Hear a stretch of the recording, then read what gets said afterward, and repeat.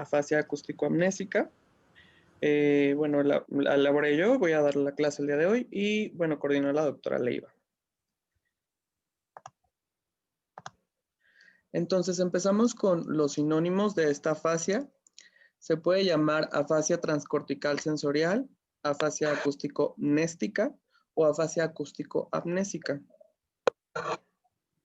Como introducción, nada más recordando, pues se pueden citar diferentes maneras de conceptuarse las afasias, que comúnmente pues se consideran una alteración en la capacidad de utilizar un lenguaje. La forma en que será abordada la afasia, pues es la propuesta por la Escuela Neuropsicológica Histórico-Cultural, que, bueno, su representante máximo es Luria, en 1947 aproximadamente, ¿no? Y desde esta postura, la afasia se comprende como una alteración sistémica del lenguaje que en sujetos, sobre todo diestros, surge ante lesiones corticales locales del hemisferio izquierdo, y esto conduce a la desaparición de uno u otro eslabón, que fue el que vimos en clase, y que se manifiesta en síndromes específicos que caracterizan a los diferentes tipos de alteración del lenguaje o a los diferentes tipos de afasia. Entonces, ampliando este concepto también, Setkova, en 1988, refiere que la afasia no es solamente una alteración del lenguaje, sino que un síndrome complejo en donde se alteran otros procesos psicológicos, tales como la percepción, la memoria, el pensamiento y algunos otros más, y define la afasia como una alteración sistémica del lenguaje que resulta de lesiones locales del cerebro, involucra diferentes niveles de su organización, e incluye pues relaciones con otros procesos psíquicos y conducen a la desintegración de toda la esfera psíquica del hombre, alterando en primer lugar pues la función comunicativa, que es el lenguaje.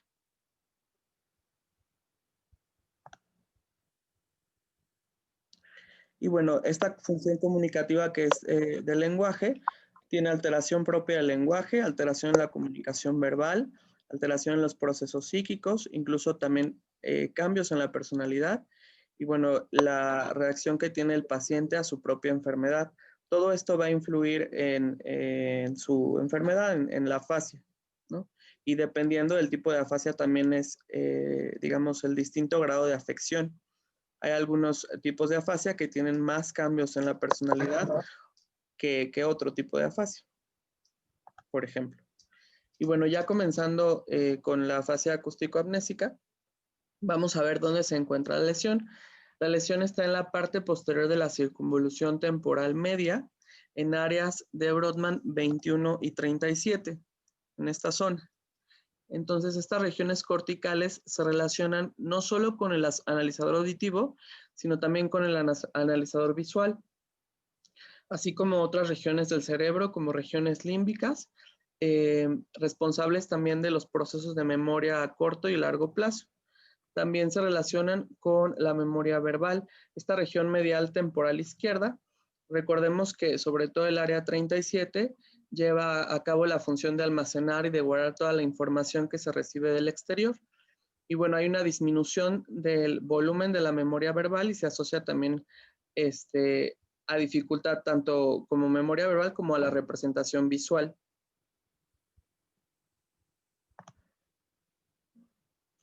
Estas zonas del cerebro reciben fibras tanto del tálamo, sin vínculo directo con la periferia, sino directamente con la corteza. También tienen distintos vínculos con la región límbica y sectores basales de la corteza temporal, que también están en contacto con el hipocampo y la amígdala. Esto pues sabemos que tiene una estrecha regulación con el tono de la corteza y los procesos afectivos. Y todo esto influye en las esferas visual como la acústica. Entonces, algunos de estos pacientes pueden también tener tanto alucinaciones visuales como auditivas. Entonces, la principal característica de esta forma de afasia, que la distingue de otras afasias, consiste en que el oído fonemático se conserva. En estos casos, pues se altera parcial, se puede conservar, o sea, puede estar 100% conservado o se puede alterar parcialmente, solo en casos, como lo comenta Luria textualmente, es de recibir la sobrecarga correspondiente. ¿A qué se refiere esto de sobrecarga correspondiente? Quiere decir que es dependiente del estímulo. En caso de que se aumente el estímulo que se recibe, o sea, que se da al paciente, es cuando el oído fonemático puede fallar y ya no puede, funcionar correctamente. Y bueno, esto vamos a ver precisamente en donde se observa. Bueno, les adelanto que es en la repetición, ¿no? Pero bueno, entonces puede estar conservado al 100% o se puede alterar parcialmente. Hay múltiples causas por las que se puede presentar esta afasia. Pueden ser eventos vasculares de tipo isquémico, hemorrágico, traumatismo craneoencefálico, un tumor intracraneal, abscesos, enfermedades degenerativas o cualquier lesión que afecte el sistema nervioso central que ejerce una influencia directa sobre el mismo. Entonces, Luria propone que este tipo de afasia es el resultado de la alteración de la memoria verbal, lo que se relaciona con dificultades para la comprensión del lenguaje oral por una parte y por otra la dificultad para encontrar la palabra que se requiere utilizar para poder expresarse, para poder comentar o para poder contestar algunas preguntas que se le hagan al paciente.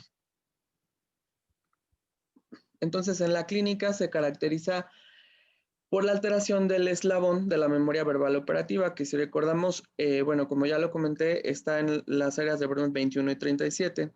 Esto conforma tanto, bueno, como lo vimos en el eslabón número 2, y bueno, la principal área que se encarga de la memoria verbal operativa sería el área 37.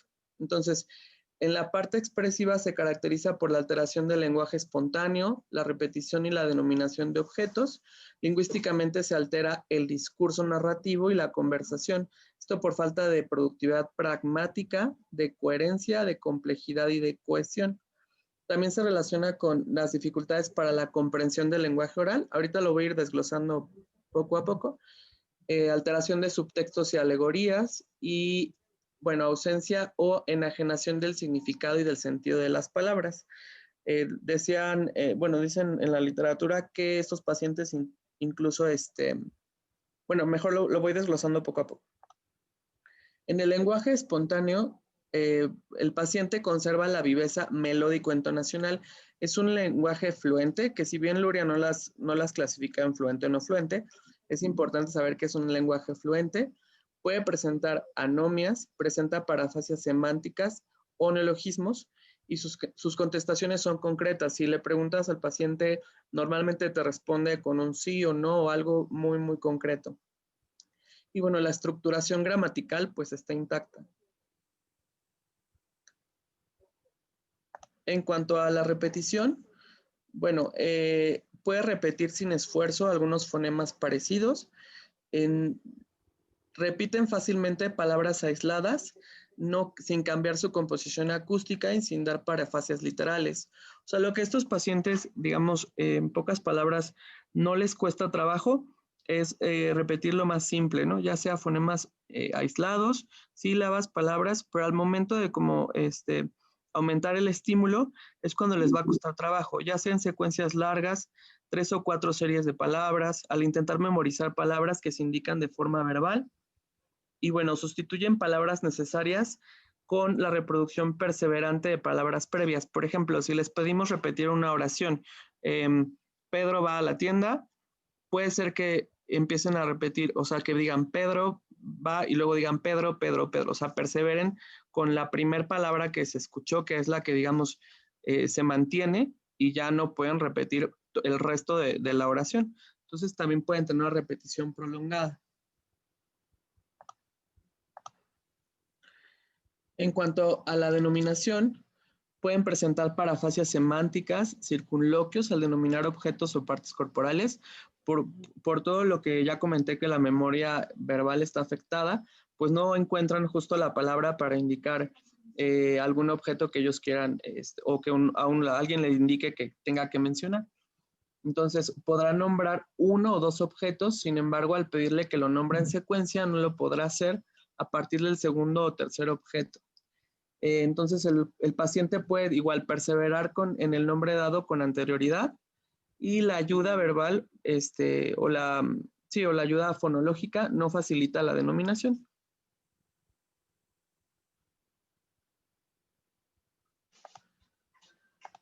En cuanto a la comprensión, está parcialmente afectada, no del todo. Comprenden con facilidad las palabras y no manifiestan síntoma alguno de enajenación del sentido de las palabras. Entonces se encuentra parcialmente afectada porque puede comprender palabras sueltas o aisladas, pero como está afectada la memoria verbal, son incapaces de recordar y analizar el contenido de lo que uno les está diciendo y por lo tanto llevan a cabo, se les dificulta, llevar a cabo una o más indicaciones que se le pidan. Si es muy concreta la indicación, pueden llevarla a cabo, pero ya a lo mejor a partir de 2 comandos ya les es muy complicado, muy difícil pues hacerlo. En cuanto a la lectura, está relativamente conservada, pero su nivel de comprensión pues está afectado, sobre todo al realizar la lectura de textos largos, como pues ya vimos, tanto como en la repetición o en la denominación. Entonces, la falla no se deriva de una inhabilidad para convertir el código escrito en código oral, sino es una incapacidad para comprender el código verbal. Digamos, no lo entiende, y no porque sea incapaz de leer la persona, sino porque el material verbal no lo encuentra dentro de su memoria, ¿no? En la escritura escriben de forma correcta. La copia puede ser normal, ya que no existen defectos en el reconocimiento del lenguaje escrito, pero en el dictado logran hacerlo solamente algunas palabras aisladas, cometen errores solo cuando la palabra pues es desconocida o compleja por su composición acústica o alguna palabra, digamos, no palabra, o estas palabras, se me fue el nombre ahorita. ¿Inventadas? Ajá, exacto, una palabra inventada. Esas son las palabras que pues les van a costar más trabajo porque no pueden hacer este cierre semántico debido a que su memoria verbal pues está afectada. Pueden aparecer errores literales, sin embargo suelen cometer más errores cuando la palabra, como les decía, es poco usual o de uso poco común o desconocidas. Entonces, la escritura espontánea será paralela a las características del lenguaje expresivo. Y el cálculo se menciona que está conservado y adecuado, pero igual depende del estímulo. En cuanto a los trastornos asociados, sí pueden estar relacionados estos que escribo aquí, pero no es lo más común.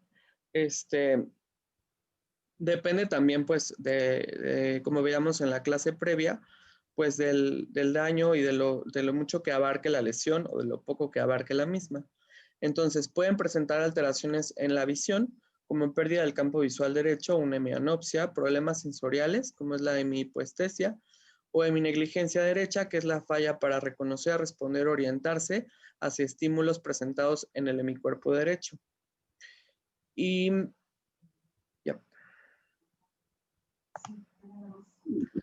bueno, el diagnóstico se debe establecer obviamente con la clínica,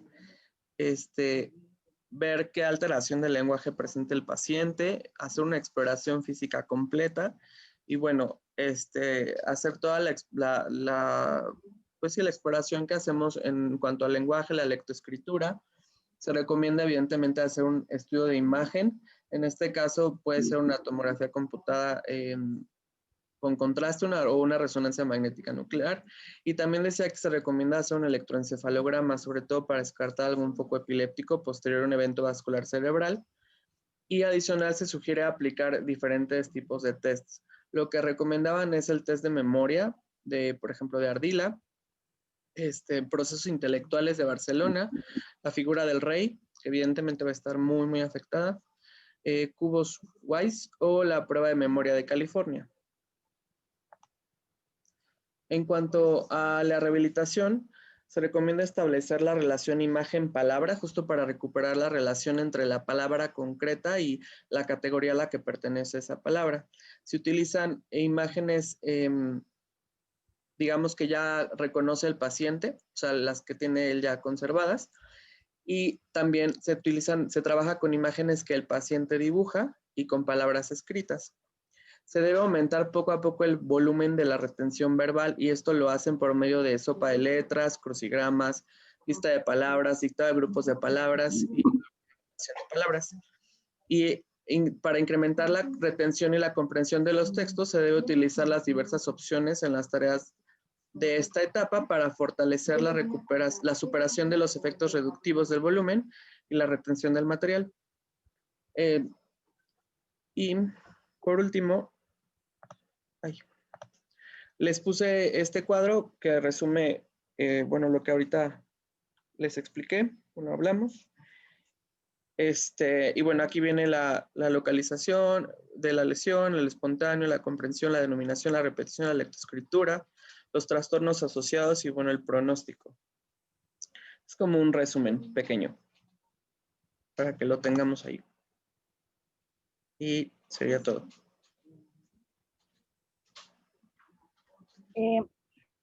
Voy a hacer algunas correcciones, Héctor. Sí, doctora. Les tiene que quedar claro o hay que entender que en estas regiones mediales temporales se llevan a cabo pues todo el almacén o toda la serie de los vínculos verbales que son las palabras y que nosotros aprendemos desde que estamos pequeños hasta que somos adultos y en toda nuestra vida. Ustedes cuando ingresaron hace año y medio al instituto no tenían la menor idea del dromedario ni de la prestidigitación, pues porque son palabras muy poco usuales que prácticamente no utilizamos, pero que más sin embargo han tenido que familiarizarse por el tipo de pacientes que atendemos, que vemos, por el tipo de pruebas. Entonces, todas estas palabritas nuevas que han ido aprendiendo, pues se guardan ahí, pero en el entendido que es como el almacén de todas esas palabras que tiene nuestro idioma y que nosotros aprendemos de acuerdo al entorno en donde nos desarrollamos. Por abajo de esas regiones mediales temporales, esa área 37, más que la 21, porque en el martes, en la clase pasada, Ismael comentó que el sitio de lesión de la fascia acústico-agnóstica eran las áreas 21 y 22 de Brodmann. Para no confundirnos, yo creo que es mejor recordar que este es el área 37. Si nosotros levantáramos esa parte de la corteza, abajo va a estar todas esas relaciones que han mencionado, si el hipocampo, si todo el circuito de Papez, si la amígdala, o sea, todas las estructuras que tienen que ver con los aspectos de memoria a corto y a largo plazo, no con este tipo de memoria verbal, que es en esta área en particular de la corteza cerebral. Si nosotros decimos que este paciente tiene fallas en la memoria a corto plazo, pues estamos mintiendo, porque obviamente ese es otro aspecto diferente. Sí, efectivamente tiene fallas y se le olvida a la hora de denominar el nombre de las palabras y si nosotros le damos ayuda fonológica, no le es muy útil, eso es muy cierto. Pero me gustaría que les quede claro que son dos aspectos totalmente diferentes. El tipo de memoria verbal, o sea, todas las miles de palabras que nosotros guardamos. El ejemplo que yo les he dado es que ustedes no hablan igual cuando están delante de alguna otra persona que poco tiempo de conocerla, cuando van a pedir algo a enseñanza, que cuando hablan entre ustedes mismos o cuando hablan en sus casas. Pues ¿por qué? Porque el entorno es diferente y entonces en nuestra casa utilizamos un lenguaje muy coloquial, diferente al que utilizan cuando van a ver a la doctora Chamlaki, por ejemplo, o al doctor Valadez, o alguno de sus jefes. Entonces es diferente. Bueno, todo ese uso de palabras está ahí almacenado, guardado en esa región medial temporal. Entonces, no tiene nada que ver con la memoria a corto y a largo plazo. Esa situación de la enajenación del sentido de la palabra, eso es más propio de la fase acústico-agnóstica. El martes Ismael se los comentó, se los explicó al respecto, pero no en esta. En la parte clínica no hay neologismos. Si hay neologismos, entonces puedo yo pensar que se trate de una fascia mixta que tenga un componente acústico agnóstico más el componente mnésico, y entonces como que nos complicamos un poco más. Entonces, en esta fascia no hay neologismo. Por esa misma dificultad que tienen al tratar de seleccionar la palabra que tienen que utilizar, es que muchas de las veces pareciera como que la comprensión verbal está afectada, y es factible que el sujeto, al pedirle que lleve a cabo dos cosas en una misma indicación, haga a la acepción de que me repite, me lo vuelve a decir porque entiende lo del principio o entiende lo del final. Entonces, pero por esa falla que no puede extraer de esa área 37 la palabra que necesita utilizar. Es cierto que en el libro te hacen referencia que hay hemianopsia. Volvemos a lo mismo. Si estamos hablando de un área en particular, sí es cierto que se puede comprometer otras áreas, pero no es lo usual. Tendría que ser un área más amplia de la lesión que tú mencionaste en la diapositiva, que incluyera las áreas occipitales, como para que pudiéramos decir que en un momento dado tiene la hemianopsia, o más superior, que comprometa las áreas parietales para decir que tenga el trastorno de la sensibilidad, y mucho o poco o nada frecuente que tenga heminegligencia. La heminegligencia es un síndrome que se presenta cuando hay una lesión, pero en las regiones occipitales del lado derecho. Y entonces el sujeto, al pedirle que empiece a escribir o que haga un dibujo, omite su lado izquierdo, su derecho izquierdo, omite el lado opuesto para tratar de escribir. Entonces no es lo usual, porque entonces tuviera que estar afectado pues el hemisferio derecho, lo cual no se sucede de esa forma. En todas las afasias es preferible, de preferencia, cuando es posible y de acuerdo a las características clínicas que tenga ese paciente, que es necesario aplicar una evaluación neuropsicológica completa. En ocasiones, para tratar de complementar lo que yo ya pensé, lo que yo ya vi, y si esa evaluación tiene pocos ítems, como sucede con algunas de ellas, de algunas de las funciones, es válido el buscar, como tú mencionabas, o sea, si busco, por ejemplo, no tiene mucho de todo lo visoespacial, y a lo mejor le aplico la figura compleja del rey, por ejemplo, o de los otros test que tú mencionabas. Pero es siempre necesario aplicar una evaluación. Esta fascia en relación a la acústico-agnóstica es de mejor pronóstico, no es de tan mal pronóstico. A mí me ha tocado ver en pacientes que son pocos, pero algunos se reincorporan a su actividad laboral. O sea, eso es así como importante.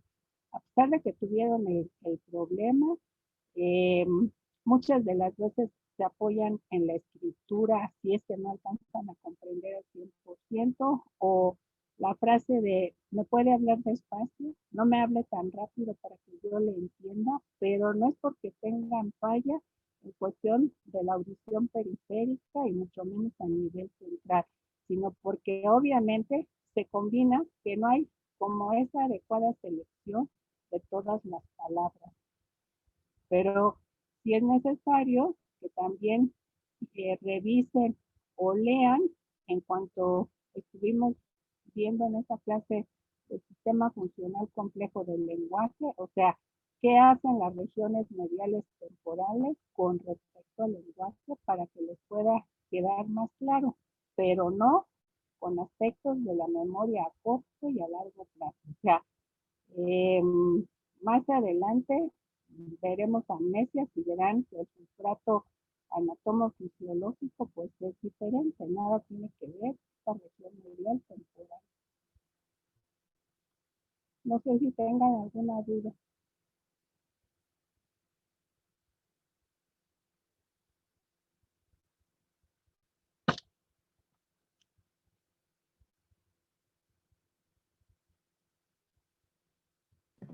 Hola, doctora. Dígame usted. Soy Carlos, doctora. Entonces, Muy bien. tengo una pregunta. Entonces, los pacientes, si les pedimos que copien, por ejemplo, un dibujo, ¿solamente van a copiar el dibujo a la mitad, observando solamente la parte que no está afectada? Si tuviera en mi negligencia, Carlos, si tuviera, pero estos pacientes no tienen negligencia. Para que haya una heminegligencia, la lesión debe ser en las regiones parieto-occipitales derecha, no izquierda. No lo sé por qué diga eso. O sea, hoy yo volví a leer de nuevo el tema y efectivamente dice eso. Pero volvemos a la misma circunstancia. Si fuera una lesión, no le puede quitar a ese paciente que sea del lado derecho y del lado izquierdo. Pero si ustedes leen a otros autores, o sea, van a ver que esta alteración de la inmunodeficiencia, o sea, no es así como lo usual.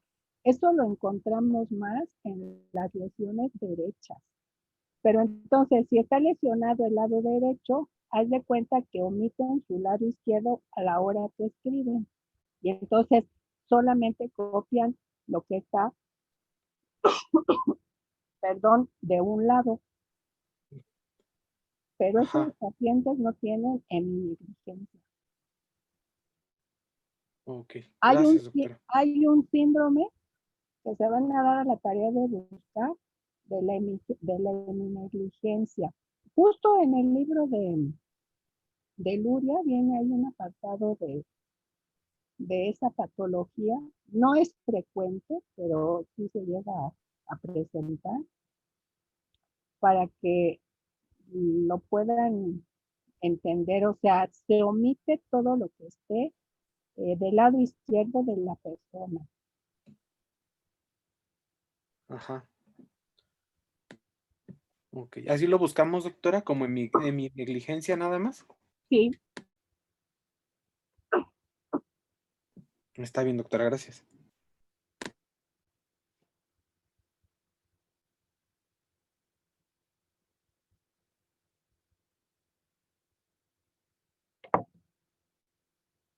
Doctora, yo tengo una pregunta. Nada más, es que no me quedó como muy claro. Si no está afectada la memoria a corto plazo, entonces, ¿por qué los pacientes no logran repetir? Porque todo tendrá que ver en relación a la longitud del estímulo. Y si son palabras que tengan más allá de 3 o 4 sílabas, cuesta un poco de trabajo para que lo puedan realizar, pero como dentro del propio cuadro clínico, que en esta fase hay cierta dificultad para repetir, porque a pesar de que tengan el conocimiento de esa parte, si yo le digo, a ver, repita libro, puerta, mesa, es posible que se me quede viendo y me diga, me vuelvo a repetir, y otra vez libro, puerta, mesa, y probablemente me conteste libro o me conteste mesa, pero no me diga las 3 palabras al mismo tiempo, pero no como alteración de la memoria a corto plazo, porque es momentáneo lo que yo estoy pidiendo que me pueda decir, sino por la misma falla en cuanto a seleccionar las palabras que tú le estás mencionando. Ok, doctora, gracias.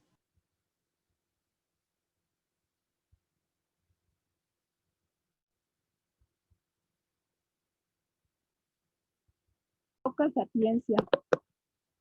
Todos los pacientes con afasia, y se los comenté, creo, el día que empezamos a ver, o que les dije que íbamos a ver, a iniciar con la patología del lenguaje en el adulto, todos estos pacientes, sea un trastorno anterior, un trastorno posterior, por lo general se encuentran deprimidos, tristes, o sea, con mucha dificultad para poder comprender pues lo que le ha sucedido, sobre todo si esa persona pues era independiente, trabajaba, era el sustento de su casa, en fin, todo el contexto que pueda tener si es que ya tenía una familia.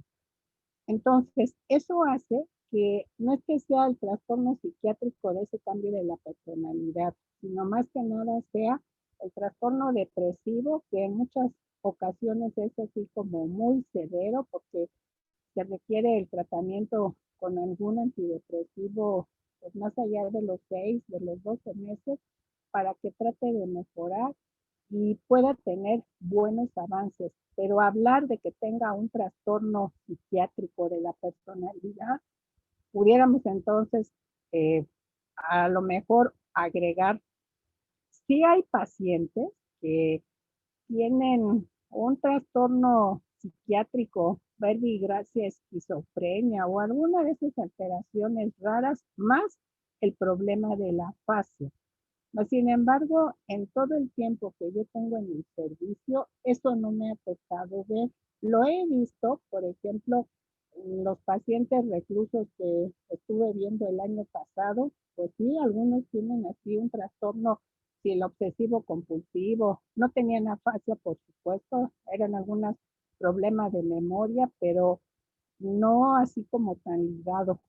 Es posible que a lo mejor, porque en el libro hace referencia, que puedan tener o que coexista con algún tipo, sobre todo de la epilepsia del lóbulo temporal, a donde tienen un montón de alucinaciones, posiblemente, pero no es así como una condición sine qua non.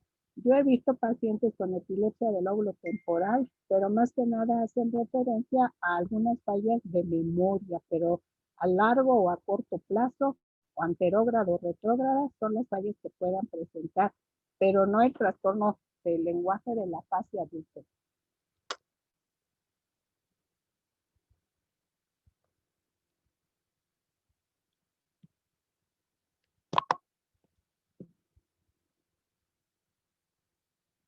Así es, Javi.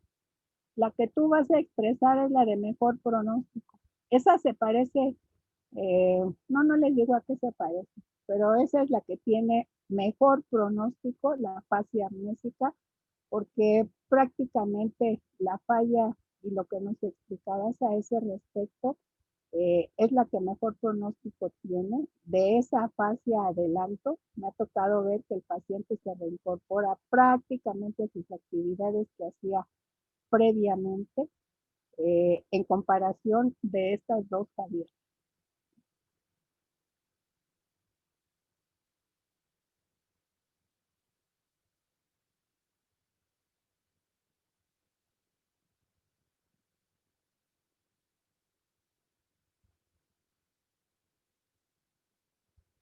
¿Alguna otra duda? Entonces, tienen tarea de buscar qué es la heminegligencia y en qué consiste y cómo, por qué aparece, con lesión de dónde. El martes, antes de que empecemos la clase con Javier, hacen el favor de comentar al respecto. Muy bien, doctora. Ok, doctora. Sí, doctora, está bien. Sí, doctora.